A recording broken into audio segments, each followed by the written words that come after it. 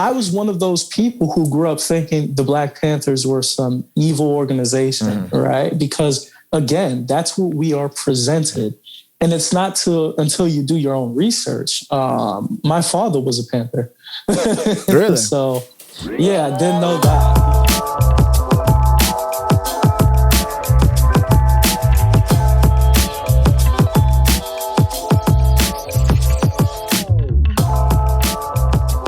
Hey everyone, this is Atlas. We're doing Costly Conversations right now with Lattimore Defense firearms trainer. How you doing? I'm good, brother. How you doing? Hey, man? doing so good. So good. Blessed. But let's get into it, man. Tell us a little bit about yourself. We're excited to hear from you. We're excited to hear your perspective. We just want to kind of figure out a little bit more about Black 2a and what it means to do what you do. Okay, yeah. So as he stated, I am Lattimore Defense. William Lattimore is my name. I've been in the firearms game for about 6 years now. I just became an instructor recently. I've been shooting on a civilian side outside of the military for 5-6 years now. And it's been fun. And what got me into it is the fact that it's fun.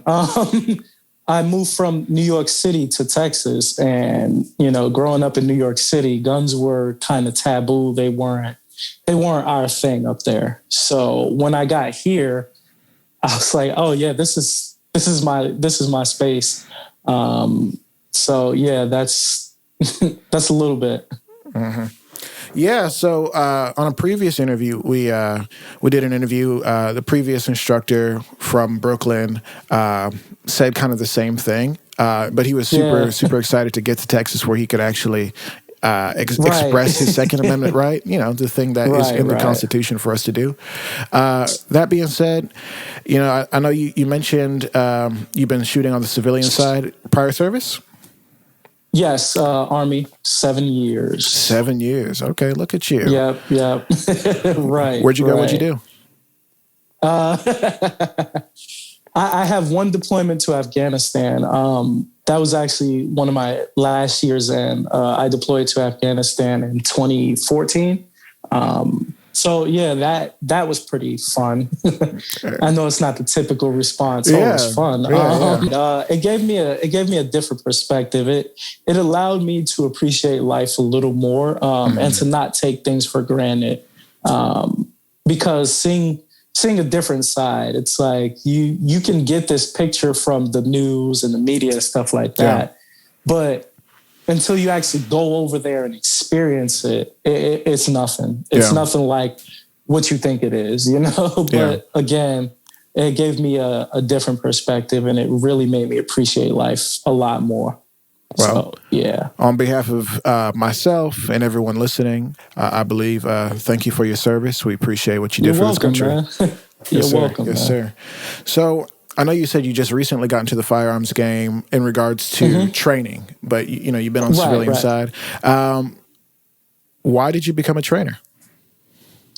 Okay, that's a good question. So, like I said, when I moved out here, I didn't get into firearms immediately as I moved out here. It was a gradual process, and when I started going to the range, I was the only Black person for the most part at the range every time I went. And it can be kind of intimidating. So as time went on, I kept noticing that. And I'm like, man, I can't be the only Black person in the state of Texas that shoots guns. You know what I mean? I mean, it's a big state. Like, come on. It's a big state. Yes, and it was actually my mentor that got me into becoming an instructor. I had never really thought about it. Yeah. But my mentor, he asked me one day, hey, have you ever thought about being an instructor? And I'm like, yeah, off and on. But it was never something that was like, yeah, that's what I want to do. Right. And we would chop it up almost every day. And, once I started seeing more and more of our folks getting into firearms, especially within this past year, that's when I made the decision. I'm like, okay, a lot more Black people are getting into firearms. And if they're like me, they're going to want someone to teach them, someone that looks like them to teach them. You know, it's just it's a familiarity. The familiarity, you know what I'm trying to say. Yeah. So it's a comfort level too. Absolutely, it adds a certain level of comfort, and some people would be like, "Well, you know, you should be comfortable with all people," and I don't personally disagree that we should be able to learn from anyone from all backgrounds and all cultures. But some people aren't at that level yet. And I think personally, that's something that I've had to come to understand. And I think a lot of other people maybe could take a note that, you know, going to the gun range even, it felt just a little weird not seeing people that look like you. Yeah, exactly. One question that I did have, I was going to save it for later, but I suppose I'll ask now. Okay. What would be the difference if one had to choose? Is there a difference between, you know, like a black firearms group and, you know, a non-black and just a standard, I guess technically just a white group? I mean, I don't want to make it a black or white thing. Do you feel like there's a difference? I don't feel like there's a difference, but I will say this. Let's say I find a group and I'm the only black person in a group, right? I have my upbringing, my experiences and things like that, that some folks may not be able to relate to. Right. You know what I mean? Absolutely. Whereas if there's a group of people that look like me, it's a representation matters. Yeah, it does. In my honest opinion, representation matters. I don't feel there's a difference, but I will say I think there's something to it, to having a group of folks that look like you. They don't necessarily have to think like you, but they look like you. It's a community aspect. It's a part of belonging to something that represents you. Yeah. If that makes sense. No, that makes perfect sense. And I'm thankful that we were able to kind of, I suppose, clear that up, because a lot of folks who may come back and watch this video would be like, "Oh, well, that's racist. How could you not want to be? You don't want to be around white people? Are you racist?" And it's like, no, it's not even like that. You know, exactly. It's nothing like that. It's just the perspective of it, right? It's really just the perspective. And that's what we're doing here, is we're just trying to cook up a little bit of perspective, serve it out to the folks, let people know that, hey, there's people in the firearms industry that aren't your typical, you know, older white guy running a gun store. I'm going to use the word hick. It's not. Yeah. It's not just like that. There's people from all backgrounds who appreciate their ability to defend themselves in the worst of situations. And to receive training like that. About. Yeah, and to receive training to be able to do that, that's important. Like I went to karate as a kid and taekwondo, but you know, that was important for me to feel like, okay, if I get in a situation, maybe I won't use all these moves, but at least I know how to throw a punch. Yeah. Right. And, you know, in firearms trainings, I do see a lot of instructors kind of like really pushing, like, you got to go to a lot of classes, you got to train every single day. And I do appreciate the idea of getting extremely proficient and getting to a point where you can confidently defend yourself. So we appreciate that. Thank you for doing that for the community. This is huge. Not a problem. It's my pleasure, man. It really is my pleasure. Yes, sir. And what some people may not know about you is that you actually run a gun club here in Texas, over in Dallas. We're a little ways away, but tell us a little bit about that, just a little bit. All right. So I am the founder and president of the Henry Johnson Gun Club in Dallas. With the goal of this gun club is training and education in the Black community, training and education on firearms in the Black community. And again, my reason for starting the gun club is the same for becoming a trainer. It's representation matters. I just want people to know that there's a space. When I say people, I want Black folks in Dallas and surrounding areas to know there's a safe space for them. There's a space for us in the 2A community as well. And that was my why as to why I started the club. And that's always going to be the mission of the club, is to train and educate our community on safe and responsible gun ownership.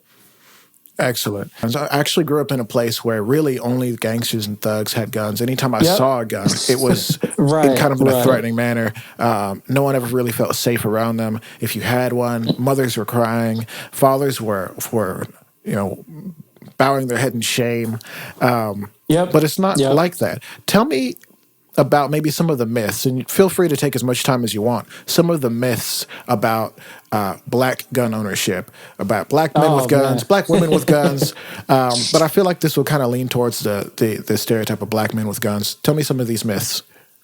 Right. So, like you touched on, you grew up in an area where it was like, oh my God, guns are bad. So, and for me, I did too. Your previous guest talked about it. We're from the same city, both from Brooklyn. So my upbringing, my first gun that I saw was a 380, and a drug dealer showed it to me. So you can only imagine. It's like, okay, this is what we're presented with. Okay, only those guys, those criminals, those thugs, those gangsters, those guys are the ones with guns and the police, and that's it. Even when you think about our upbringing, the TV shows and movies we're given, only the bad guys have the guns, right? And you look at other TV shows, and like I always say, I love the term representation matters. Yeah. You look at other shows and TV shows and movies and what other people are presented with. The cowboys have the guns. Those are the good guys. The cowboys have the guns. The lawmen have the guns. And we're given freaking Omar from The Wire, if anybody's familiar with that. Yeah. That's what we're given, And so that's one stigma, And to me, it goes back into, I don't want to get too much into history, but it goes back into the history of gun laws and gun control, and those racist origins, So I really feel like the stigma surrounding black gun ownership is very big, and it's one of those things where it's like it's going to take everyone in the 2A community to break those stigmas. Yeah. Because to me, I don't want to say they're ignorant, but they're not rooted in research and knowledge. Right. Because we can get into talking about people like the Deacons of Defense, the Black Panthers, we can get into those things. Gun ownership has played a big part in the Black community for such a long time. In fact, it's actually kept some Black communities from being terrorized when you actually think about it. And that's actually because I grew up a little bit outside of the continued United States, so a lot of the stories didn't get passed to me. Some of them did come through, and you're horrified. But a lot of the stories didn't get passed to me until I actually moved up here, and my eyes were kind of open to a lot of the stories and a lot of the trauma and a lot of the history. I always kind of wondered, like, hey, how did the KKK just ride up and torture an entire family, and not one of them caught one? Like, what's going on? Like, did no one try to help them? And no one could help them. They were terrorized by a group of men. There's 30 guys rolling up, and I joked around in the last call that you saw, and I was like, hey, if there's 30 of them, I've got a 30-round clip, and now I can handle that. Give me 2, and I'll be happy. Right. That being said, could you maybe talk a little bit about the history of? I know you said there's a little bit of racist history, or a lot of racist history. Could you talk a little bit about that? Yeah, of course. So I can't remember the exact year the KKK started, but around that time, I'll just mention one gun control law. It was like in Florida in about 1865, I think it was, or 1869, something like that.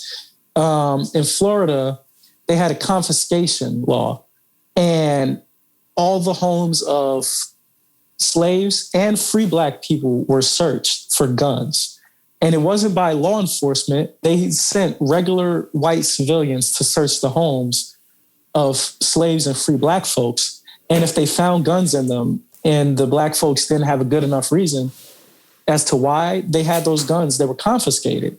So right then and there, if you take away a means of somebody to defend themselves, you can terrorize them. Mm. An unarmed populace is subject to terrorism, right? That's right. So when you talk about the KKK, that's how they were able to do what they were able to do, because the government said, "Hey, you guys can't have guns," and boom, and nobody's gonna help them, especially if the government is already racist. If you're already treated as a low rate citizen, mm-hmm.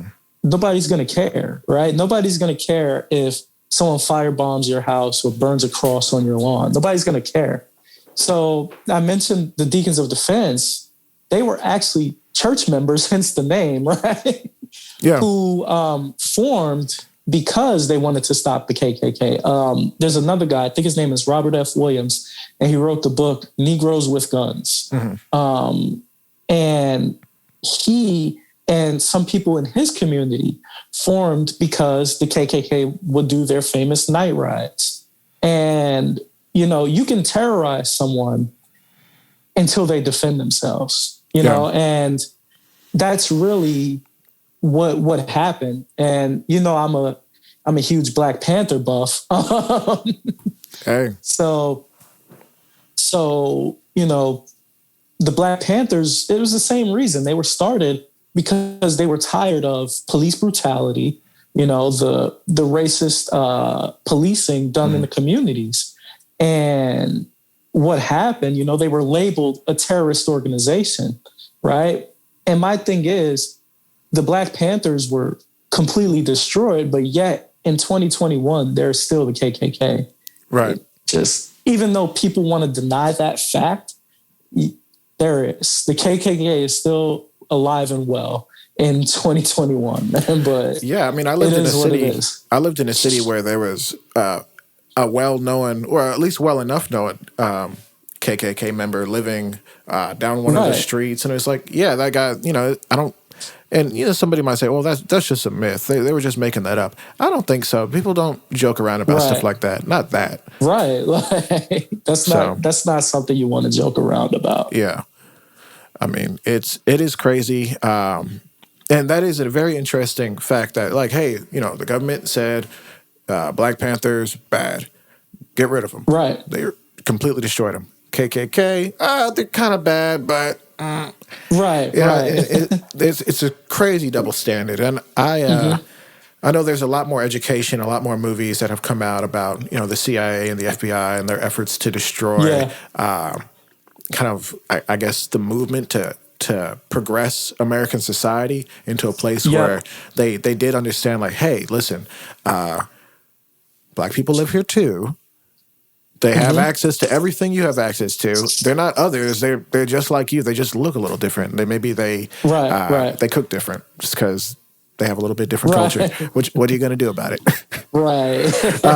And I know it's not that simple. I mean, the history of slavery, the history of civil rights is deep and it's dark, and its roots are deep. Like those nails have sunken in.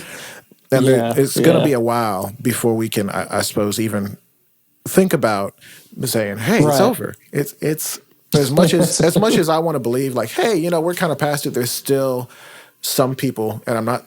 Just to be clear, I don't believe that every white person is racist. I don't believe that for a second. Not at all. I don't believe that every cop is racist. I don't believe every white person. I don't believe that every country boy or good old boy is racist. I don't think that at all. Right. That being said, there's still racist people in the world, and we should resist that kind of mentality, that kind of attitude. Exactly. Little story, and I know this is about you, so I'm going to let it get back to you. But a little story. When I first kind of started this channel, you know, it's still small. We're basically still just starting. But I actually had this cat from Mississippi reached out, kind of a country boy, conservative values type guy, and he was super encouraging. He was like, "Hey, man, I see what you're doing. You're doing a great job. Keep doing what you're doing. Here's some advice on how you can be successful and continue to grow the community." And I was like, "Look at that." Right. Look at that. I didn't even really think, oh, white guy's reaching out. I thought, hey, this brother who's trying to do something different, but, media is reaching out, being encouraging. And then maybe later on that day, I was like, maybe I was feeling a little discouraged about something. And I thought, dang, that one guy, he was a white guy. Yeah. And he was supporting something that is what a lot of people would see as like a black thing. And this... really, it's not a black thing. This is a human thing. Right. This is about protecting yourself. That's a very human experience. But it does have strong emphasis on making sure that people understand the black experience regarding firearms and regarding taking care of ourselves in regards to self-defense. Yeah, so, go for it. I want to touch on something, too. Going back to the Black Panthers, right? Yes, sir. Let's keep going. People don't realize that their mission was to unite all people, hence their term, all power to the people. It was never all power to black people. It was all power to the people, right? And, they just came out with the movie Judas and the Black Messiah. I've yet to see it, so don't ask me no questions about it. I'm not. Don't spoil I'm not it. going to say anything. Don't spoil it.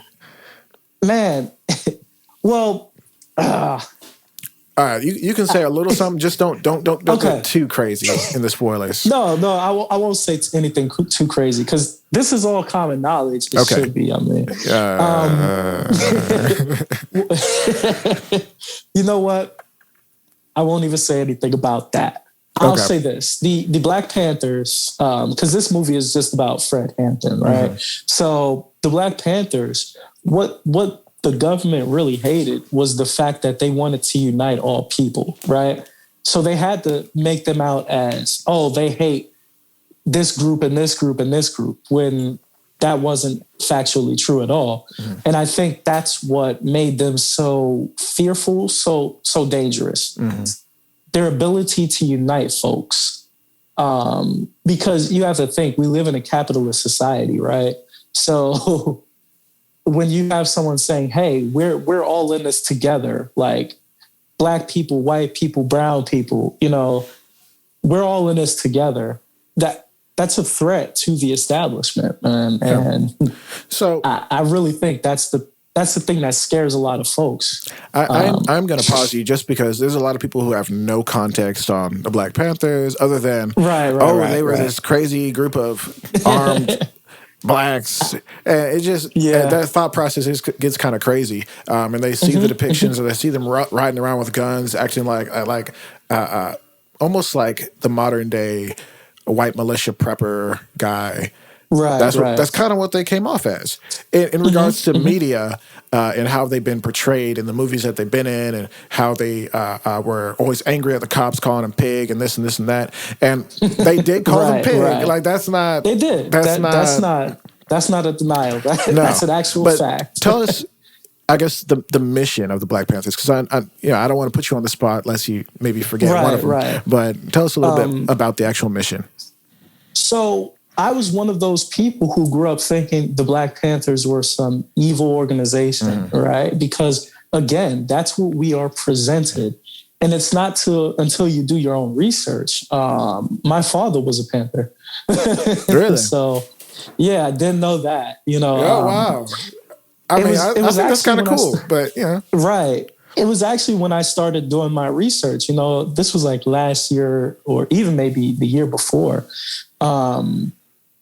I started looking more into them. I'm like, I need to know about them from their perspective and not what I'm given. So I asked my dad, I'm like, Dad, how come you never joined the Black Panthers? He was like, I was. And I'm like, you didn't think to tell me this back when I was younger? That seems like cool. I don't know, parents do have a way of not telling the juicy beats. Right. Like, come on, right. But so, their mission was the community, right? They weren't against police. They weren't anti-police. They were against unjust police practices, police brutality. They were against that stuff, right? They weren't anti-white or anything like that. Again, if that's all you're presented, that's what you'll believe until you actually start to do your research. In fact, a lot of the programs we have today, the Panthers are responsible for.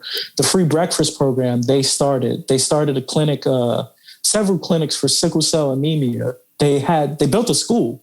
To me, that doesn't sound like, or the sickle cell. Really. I didn't either.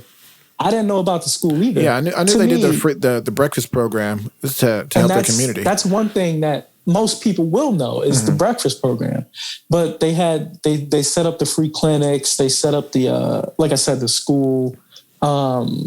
They did several things, and to me, you can't put them on the same level as the KKK. I'm sorry. I just feel like you can't, because you think about the KKK and what they did. The Black Panthers never covered their faces. If you look at the pictures, they never hid. Everybody was right there.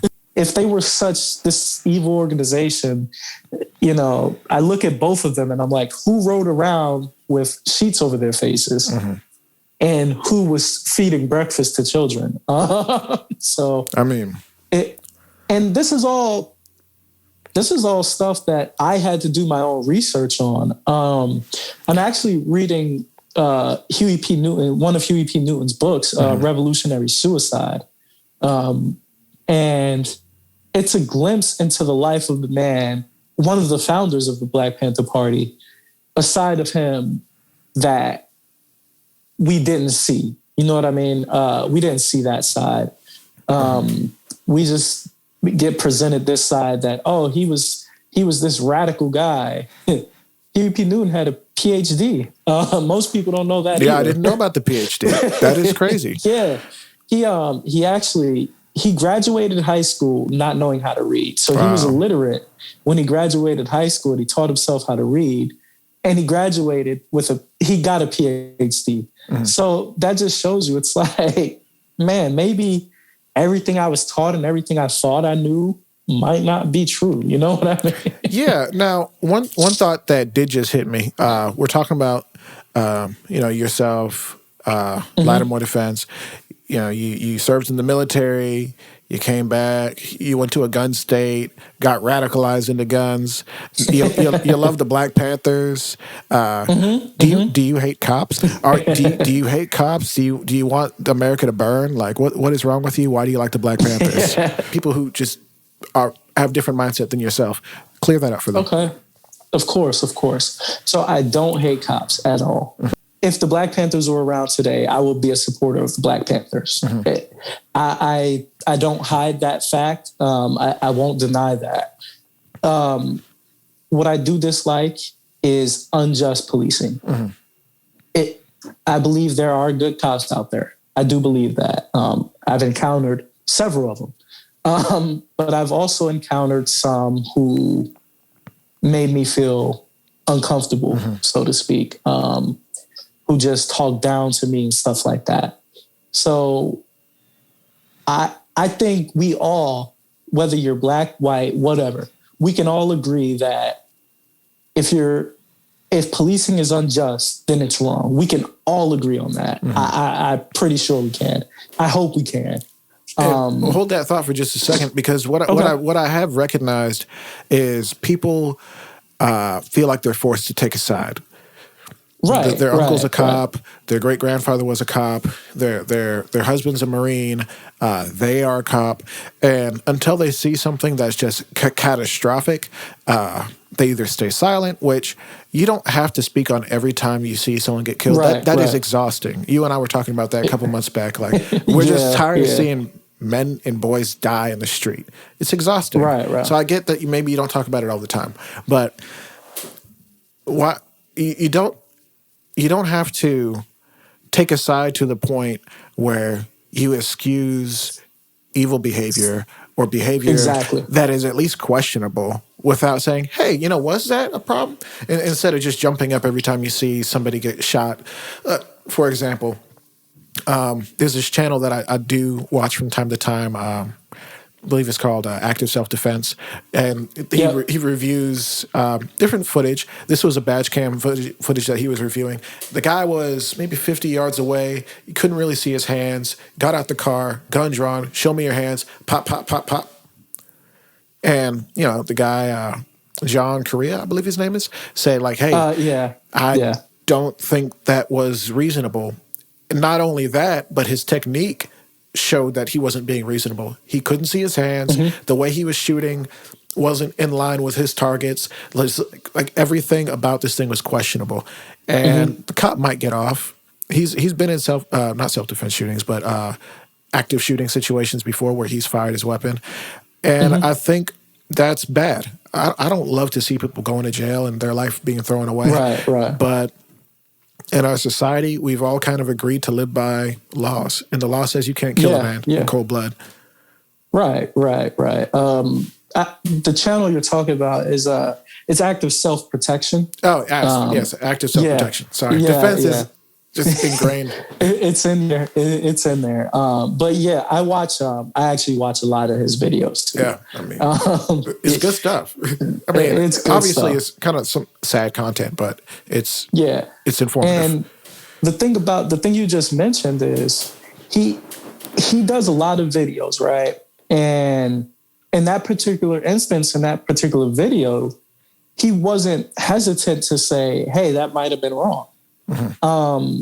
Because he supports law enforcement. He's said it before, but he doesn't support it to the point where he just he has his blinders on. Right. Like let's switch gears. Right. Let's say you support a sports team, and your team has particular players, and those players are playing bad, but you support this team so much that you will ignore the bad play of the players because this is your team. It kind of goes into that same breath. It's just a different example. You excuse the bad play of players that can play better because you love this team so freaking much, right? But it's the same. It's the same aspect. It's like, okay, you can support law enforcement, but yet you can call out wrong. Like you can call out wrong. I support Black people to the fullest. That's my thing, but I won't hesitate to call out wrong. Just because we can't expect to just call out wrong when it's everybody else. Yeah. So no, please continue. And that goes for anybody. That goes for anybody, not just Black. But that goes for anybody, even if you support law enforcement. You can call out wrong.